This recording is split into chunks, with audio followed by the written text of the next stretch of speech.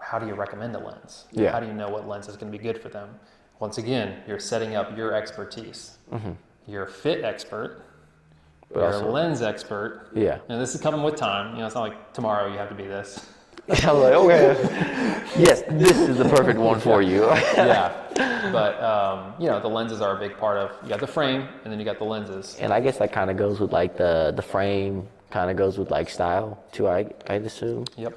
Okay. Yep. And the lenses, there's think about Greg with those lens colors. Like he was really into that. So that was kind of part of the style there. Yeah. With sunglasses, it ends up being part of the style. But in general, lenses, we're talking about more of the functional. Like Kim doesn't care what her lenses look like as long as she can see. Yeah. She doesn't want them to she doesn't want them to look weird. She just wants to be able to see out of them. So it's the highly functional part. And then I always say the frame is like the form. Yeah. It's form and function. And light, that was something that was key to her as well. Just it being like, because I heard her saying like, as long as like, it's almost as if she can't feel her wearing them. So that's ideal. Yeah. Okay.